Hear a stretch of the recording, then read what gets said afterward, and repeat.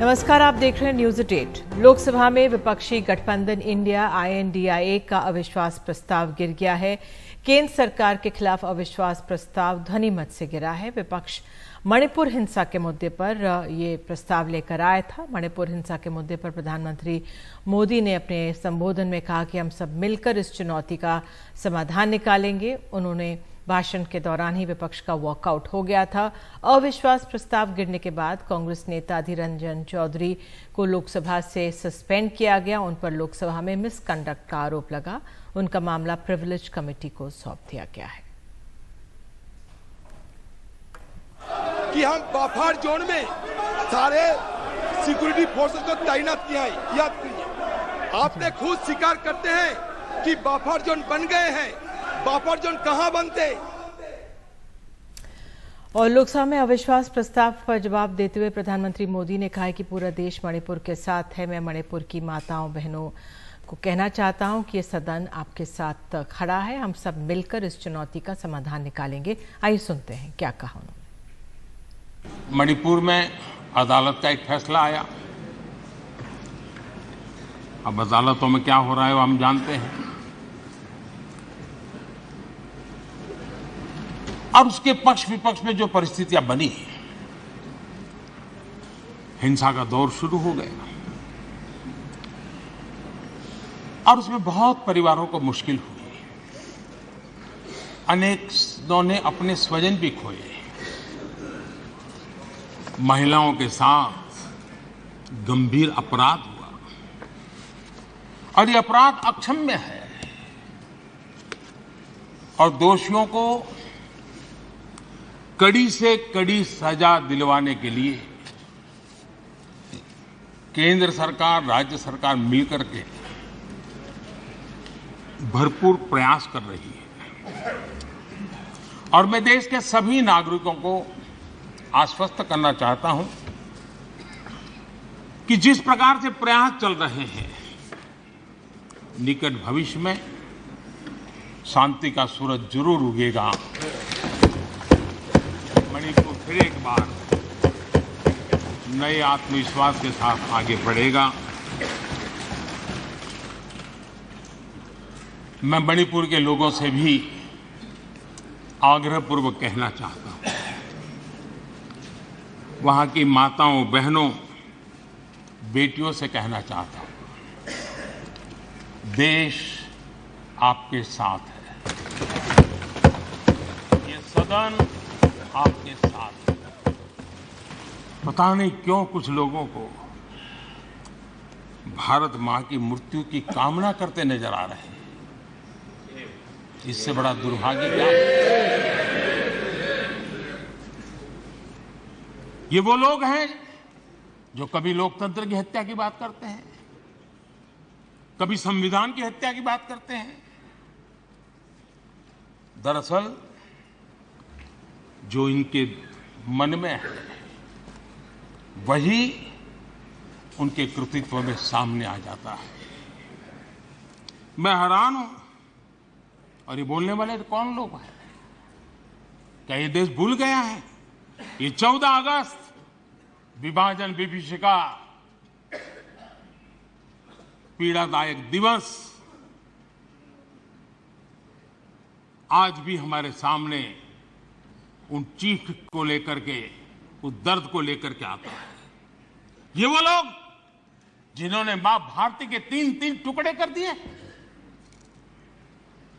जब मां भारती की गुलामी की जंजीरों से मुक्त कराना था, जब मां भारती की जंजीरों को तोड़ना था, बेड़ियों को काटना था, तब इन लोगों ने मां भारती की भुजाएं काट दी,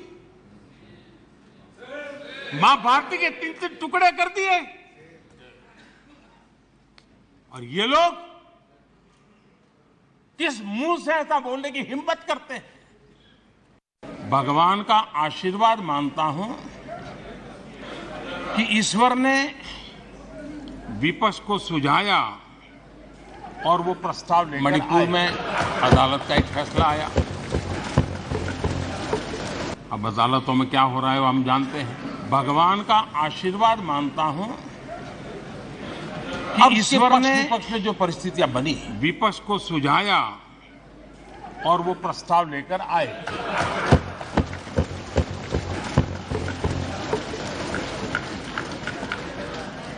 दो 2018 में भी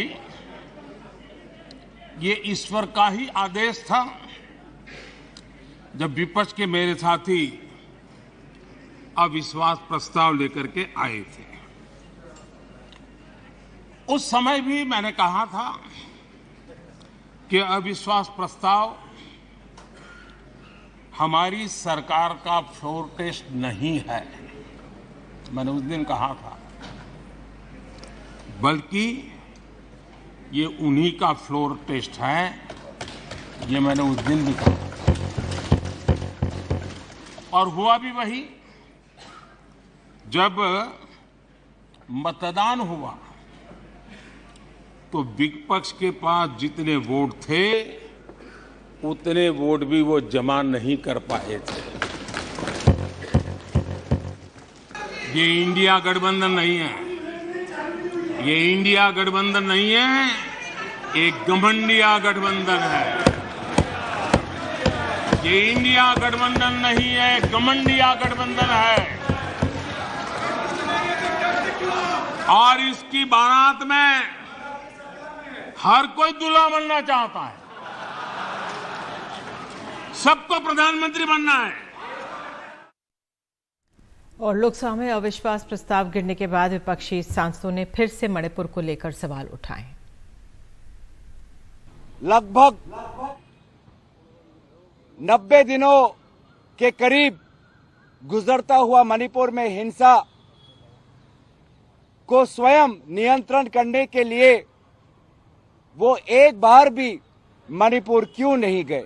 दूसरा प्रश्न कि मणिपुर के मुख्यमंत्री को क्यों नहीं बर्खास्त किया? और तीसरी बात ये थी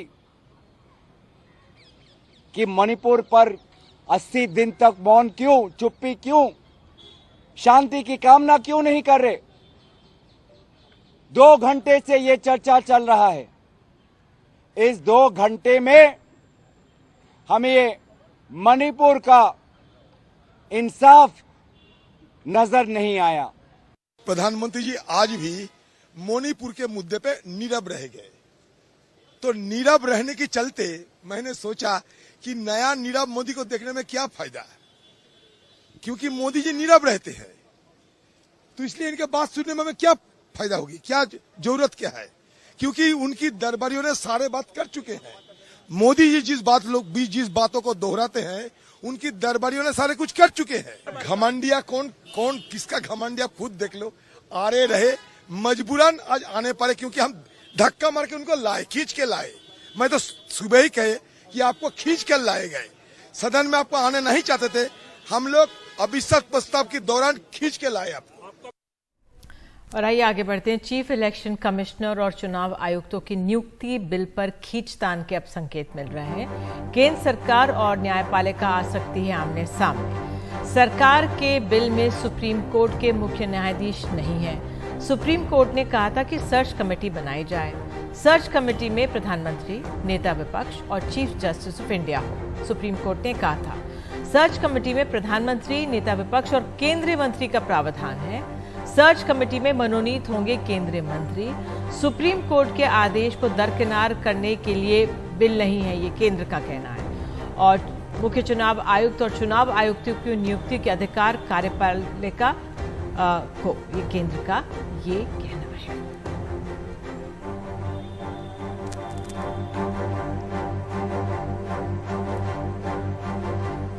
और अब अगली खबर, हरियाणा पंजाब हाईकोर्ट के आदेश के बाद सांप्रदायिक तनाव झेल रहे नूंह में बुलडोजर एक्शन बंद है, लेकिन उससे पहले हरियाणा प्रशासन ने नूंह जिलों में 1208 बिल्डिंग्स को गिराया है। ये सारी बिल्डिंग्स मुसलमानों की थी। बुलडोजर गरीबी रेखा से नीचे रह रहे उन परिवारों के घर पर भी चला जो कि खुद सरकार ने ही बनाकर उन्हें दिए थे। देखिए ग्राउंड रिपोर्ट। ये लोग गरीब होने का सरकारी सर्टिफिकेट दिखा रहे हैं। नूंह के नगीना में हिंसा के बाद गरीबी रेखा से नीचे रहने वाले तकरीबन 1 दर्जन परिवारों के घर ढहा दिए गए। प्रशासन ने तेजी में गरीबी रेखा से नीचे जीवन यापन करने वाले परिवारों के लिए इंदिरा आवास योजना व प्रियदर्शनी आवास योजना के तहत 2012-13 में बनाए गए 2 मकान भी तोड़ दिए। अब इन परिवारों के बच्चे खुले आसमान के नीचे जीवन जीने के लिए मजबूर हैं।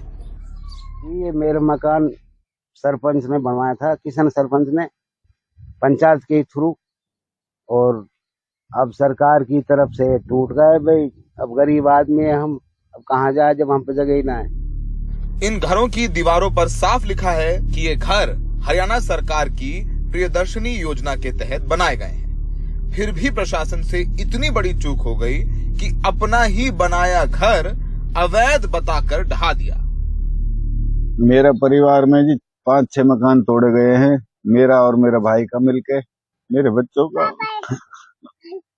मैं मौत में था उस टाइम, मेरे को कुछ सूचना नहीं थी, कोई सूचना नहीं थी मेरे को। जो मेरा जब जिस टाइम मैं घर पे आया उस टाइम मेरे को जो बुलडोजर चलता मिला थी। इस पूरी लापरवाही पर प्रशासन चुप्पी साधे हुए है। उसकी तरफ से सिर्फ इतना कहा जा रहा है कि जिनके मकान सरकारी जमीन पर बने थे, सिर्फ उन अवैध मकानों को ढाया गया है। पर बड़ा सवाल ये है कि सरकार से आवंटित मकान कैसे अवैध हो सकते हैं। वहीं दूसरी तरफ सरकार की सख्ती के बाद हरियाणा की पंचायतें मुसलमान व्यापारियों के बायकॉट के फरमानों पर यू टर्न लेने लगी हैं। प्रशासन फरमान को सामाजिक सौहार्द बिगाड़ने वाला बता रहा। मामला झज्जर जिले के गांव कबलाना और मुंडाखेड़ा का है। दोनों पंचायतों ने वीडियो जारी कर फरमान वापस लिए जाने की बात कही। ग्राम पंचायत कबलाना सर्वधर्म व सर्व समाज का सम्मान करती है। वह ग्राम के सभी धर्मों व जातियों के आने जाने वालों का स्वागत करती है। पिछले लेटर में जो चोरी की घटनाओं को देखते हुए फेरी वालों की वेरिफिकेशन व गाँव में रह रहे किराएदारों की वेरिफिकेशन संबंध में था, जिसका किसी धर्म विशेष व क्षेत्र से कोई संबंध न समझा जाए। दरअसल कल बायकॉट के इन फरमानों का संज्ञान लेते हुए हरियाणा सरकार ने सभी जिला अधिकारियों को आदेश देकर इन नोटिसों को वापस दिलवाने की बात कही थी। अब इसी मामले में देख लीजिए, सरकार ने चाहा तो मुसलमानों के बायकॉट के फरमान पंचायतों ने 24 घंटे के अंदर वापस ले लिए। तो फिर उसी सरकार ने बहुत ज़्यादा प्रोएक्टिवनेस दिखाने के चक्कर में कि हम हरकत में हैं, उन्होंने अपने ही आवंटित घर कैसे गिरा दिए। और वो घर भी गिराए उन गरीब परिवारों के जिनके पास खाने के लिए दाना नहीं है।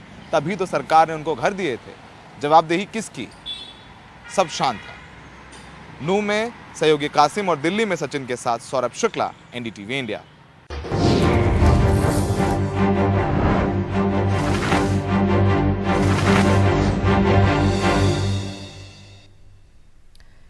एनडीटीवी के editor in chief Sanjay Pugalia ने असम के मुख्यमंत्री हेमंत बिस्वा शर्मा से खास बातचीत की है। हेमंत बिस्वा शर्मा ने कहा है कि 2014 से असम में बड़े पैमाने पर बदलाव हुए हैं। साथ ही उन्होंने मणिपुर पर भी बात की है। उन्होंने कहा है कि राज्य में कोई भी हिंसा के लिए पीएम पर आरोप नहीं लगा रहा। इस सरकार में खास बात यह हुई है कि पॉलिटिक्स हो या गवर्नेंस या जिसको कहें डेवलपमेंट, उसके नाते जो बॉर्डर स्टेट्स हैं उन पे बहुत ज़्यादा ध्यान दिया गया। नॉर्थ ईस्ट से लेकर के जम्मू कश्मीर तक एक बड़े बड़े लैंडमार्क हैं ये। तो नॉर्थ ईस्ट में पिछले बरसों में चेंज क्या हुआ है, जैसे आपने ये पीपल इंटरेक्शन इंटरफेस का एक चेंज बताया, पॉलिटिक्स कितनी बदली है, क्योंकि इंस्टेबिलिटी तो अभी भी है। एक नॉर्थ ईस्ट में एक परसेप्शनल चेंज हुआ from 2014। Development was at very very slow pace. From 2014 suddenly एक कनेक्टिविटी में बहुत बड़ा ट्रांसफॉर्मेशन हुआ। एकदम साइना बॉर्डर तक रोड बनना शुरू हुआ, रेलवे ट्रैक शुरू हुआ। Suddenly all meter gauge had converted to broad gauge. एक गुवाहाटी एयरपोर्ट अभी मेरा लगता है कि अगर नया हवाई जहाज इंट्रोड्यूस हो जाए तो हमारा लैंडिंग का जगह भी नहीं है। So it becomes so much busiest airport, India's 5th busiest airport in terms of passenger. सारे नॉर्थ ईस्ट का कैपिटल फ्लाइट्स एयरपोर्ट पूरा शुरू हो गया। उड़ान स्कीम आया, वायबिलिटी गैप फंडिंग का काम शुरू हुआ, हाईवेज काफ़ी बने, इंटरनेट कनेक्टिविटी बहुत बड़ा पैमाने में सुधर गया। सो एक 2014 से एक huge perceptual changes happen in north east that somebody is caring for the region, somebody is working for the region, and you don't have to go and camp Delhi to getting your legitimate dues done, because broad gauge was a legitimate expectation. हर state capital Rajdhani express से जोड़े, that was our legitimate expectation, but वो काम नहीं होता था। मैं नहीं बोला कि बिट बाय बिट काम नहीं बना, अगर कोई मेरा एक्सेलरेशन नहीं था, कोई एक फोकस प्रोजेक्ट नहीं था कि नॉर्थ ईस्ट को करना है। कोई बड़ा एक व्यक्ति एमपी बने, उनका कॉन्स्टिट्यूएंसी में 2 साल रूल हुआ, लेकिन now it is beyond that, it is the region has become focus. उनका एक बहुत बड़ा उदाहरण मैं आपको देता हूं, आप भी बोलते हैं अभी डिस्टर्बेंस है। आप देखिए मणिपुर में अभी भी डिस्टर्बेंस है, but nobody is criticising central government. कोई प्रधानमंत्री को क्रिटिसाइज नहीं कर रहे, कोई गृह मंत्री जी को क्रिटिसाइज नहीं कर रहे। Nobody is saying that this is happening for central government. पहले कुछ भी हो जाता था, the blame would have come to Delhi. Now people know that this is our conflict, nothing to do with Delhi. So आप आज मई से ये conflict situation है नॉर्थ ईस्ट में, and you will see the politician from mainland is criticizing Narendra Modi, but nobody from Manipur is blaming Narendra Modi. ये पूरी बातचीत आप कल रात 8:30 बजे देख सकते हैं।